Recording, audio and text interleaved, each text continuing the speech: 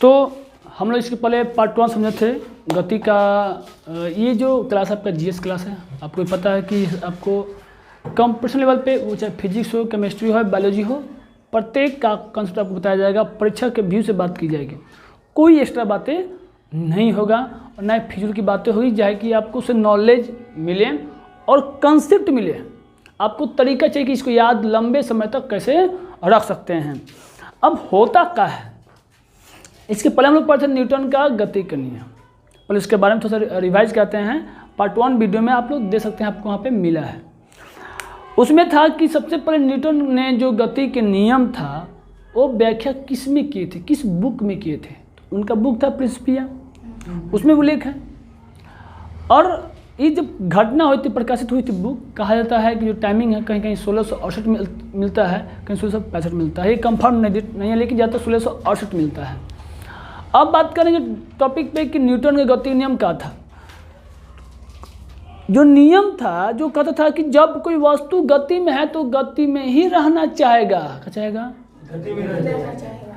वह तब तक जिस अवस्था में रहेगा तब तक उसमें कोई बाह्य बल ना लगे। जैसे आप खड़ा हैं, आपको धक्का दिया तो आप जैसे हैं एक बाइक, आप झुझिएगा, चाहे हम ठगी बैठ रहे हैं, बाइक ब्रेक मार दिए, तो ये सब बाह्य बल के कारण होता है।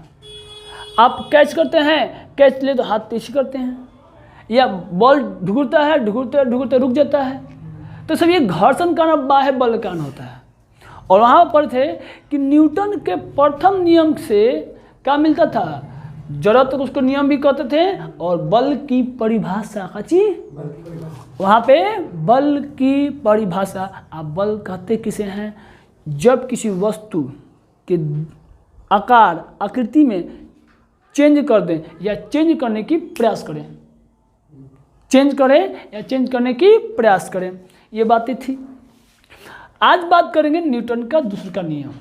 हमें बात का था, वो भी बहुत बिजोड़ था, वो में सवाल था, उसको जॉर्ज का नियम कहते थे, उसको बल की परिभाषा मिलती थी, उस पर बाह्य बल कार्य करता था।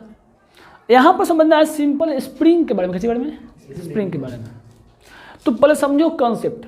कहता है न्यूटन का गति का दूसरा नियम, करे कोई वस्तु लीजिए, क्या लीजिए, कोई वस्तु है, अब उसका जो संवेग होता है, क्या होता है, तो पहले एक वर्ड आया है संवेग, जब माइंड में रहेगा तब समझ जाएगा, संवेग का कहलाता रहेगा तब।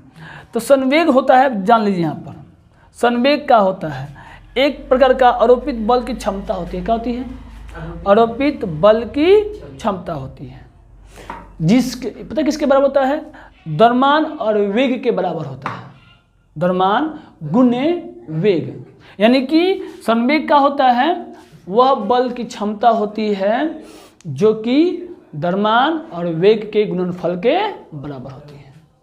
यानी कि और गौर किया जाए, वेग में होगा परिवर्तन, क्या होगा, वेग में होगा परिवर्तन।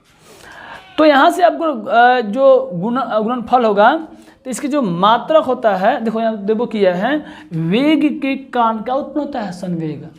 वेग जब कोई वस्तु निश्चित समय निश्चित दूरी पर कोई दूरी तय करे, क्या करे, मान लो कि हम दौड़ रहे हैं, हमको वहाँ जाकर दौड़ना, वहाँ उतना दूर तक जाना है, तो उसको बोलेंगे वेग। अच्छा, कोई याद पढ़ो, चाहे आप लोग कमेंट में जवाब दीजिएगा आप लोग भी, कि वेग में और गति में क्या अंतर है, वेग में और गति में क्या चेंज है। तो आप लोग कमेंट में भी दे सकते हैं, और आप लोग क्लास में बता दीजिएगा। कोई बताएगा जी, नहीं क्लास में बोल दीजिए, और क्लास में बोलिए, ठीक है ना, सबको देखते हैं यहाँ पर कितने लोग याद हैं।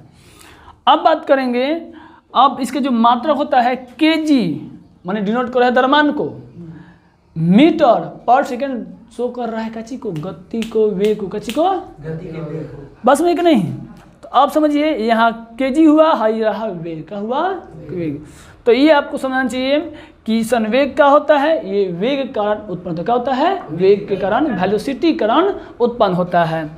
तो कह रहा है कि संवेग में परिवर्तन की दर, किसी वस्तु के संवेग में परिवर्तन की दर उस वस्तु पर, जो वस्तु गति करते उस वस्तु पर आरोपित बल, किसी जितना बल लगा रहे हैं उस बल क्या होता है, समानुपाती होता है। क्या होता है, फिर से गौर कीजिए, उस वस्तु पर, उस कोई वस्तु ले लीजिए, मान लीजिए वस्तु ले लीजिए, इस वस्तु पर संवेग में किस में परिवर्तन की दर जो सिंपल है, जब वो गति करेगा गति करेगा ओकरा में होगा परिवर्तन। क्या होगा? आई पर हम बल लगा रहे हैं, क्या लगा रहे हैं? बल लगा रहे हैं, तो बल क्या होगा? समानुपाती होगा। एग्जाम्पल तौर पर गौर कीजिए, ये डस्टर है, मिटकाने वाला है। आप देखो, सबसे पहले इसको हम लोग दाबेंगे, अच्छा चूर हो गया। सेम स्प्रिंग जैसा क्या हो जाएगा? मान स्प्रिंग क्या हो गया? स्प्रिंग। तो स्प्रिंग में क्या होता है कि इसके जो देखो ये थोड़ा सा गति हुआ कि नहीं, शुक्र गति हुआ, संवेग इसमें उत्पन्न हुआ। अब इसमें क्या होगा? जितना बल लगा, क्या लगा रहे हैं? बल। उसके बल के क्या समानुपाती क्या होता है? उसमें कि नहीं, स्प्रिंग तो नहीं होगा आपके पास। स्प्रिंग देखिएगा, जितने कोस को दाबिएगा, जितने बल लगाइएगा उतने क्या होगा? वो बल के समानुपाती क्या होगा? संवेग होगा। ठीक है, और फिर क्या होगा? पॉइंट में अपने पॉइंट पर आना स्टार्ट होता है। दूसरा होता है कि न्यूटन गति में क्या होता है? जो संवेग होता है वह परिवर्तन की दिशा में होता है। क्या होता है? संवेग क्या होगा? सवाल पूछेगा कि दूसरा गति में संवेग की दिशा कहाँ होता है? तो परिवर्तन की जहाँ चेंजिंग हो रहा है वो करे तरफ, जहाँ आप लगा रहे हैं उस तरफ होगा। आप छोड़ देखिए, हिलाए हैं फिर छोड़े तो क्या होगा? जहाँ बल लगाए हैं वो किस समय अवधि करेगा। मान लो हैंग घुमाए हैं स्प्रिंग को, तो हैंग थोड़ा अवधि करेगा, तो क्या होगा? संवेग कहाँ होगा? हमेशा परिवर्तन की आगे बढ़ते हैं। और पहले बोल चुका हूँ कि इसके पहले क्या होता है? उससे प्रथम नियम से बल की परिभाषा ऐसे क्या मिलेगा? बल की व्यंजक। बल का व्यंजक क्या होता है? F बराबर m है। क्या हो जाएगा? F बराबर m है। F हो जाएगा फोर्स, m हो जाएगा द्रव्यमान, s हो जाएगा त्वरण। त्वरण किसे कहेंगे? तो वेग में परिवर्तन की दर को क्या बोलते हैं? त्वरण बोलते हैं। आगे बढ़ते हैं, जैसे अब एग्जाम्पल देखिए। अब स्प्रिंग में क्या होता है? स्प्रिंग में सेम फार्मूला है, बल है के तुम्हारा अथी हो जाएगा, नियतांक हो जाएगा, और x कोई त्वरण मान लीजिए। तो के क्या होता है? उस बेल जो अथी होता है के होता है, नियतांक होता है उस बल का। अब वस्तु के द्रव्यमान की क्या होगा? परिवर्तन होगा, व्युत्पन्नपाती होगा। वस्तु के द्रव्यमान क्या होगा? व्युत्पन्नपाती होगा, संवेग के हिसाब से चलता है। अब तीसरे का नियम देखिएगा, गति का नियम देखो, ये चिन्ह देख रहे हो। जब अभिक्रिया होता है दोनों तो बराबर होता है, क्या होता है?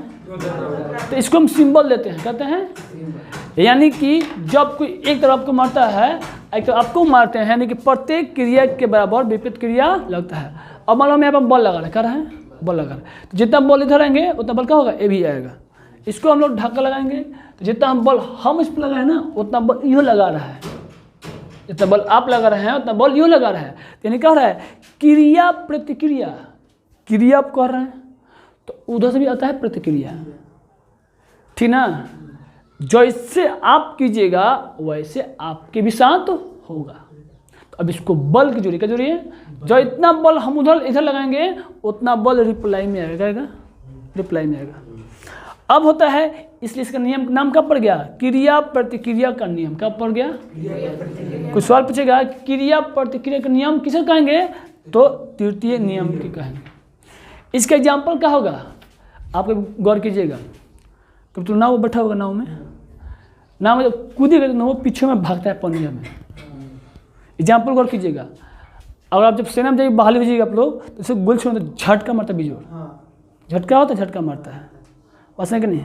उसी प्रकार जब बंदूक से गोली छोड़ता है तो सेम गति होता है कि नहीं? तो ऐसे बहुत से एग्जाम्पल है जो आप समझ जाइएगा कि अगर जितना बल उधर लग रहा है फिर वापस वो बल लग रहा है तो तृतीय नियम पर ही आधारित होगा।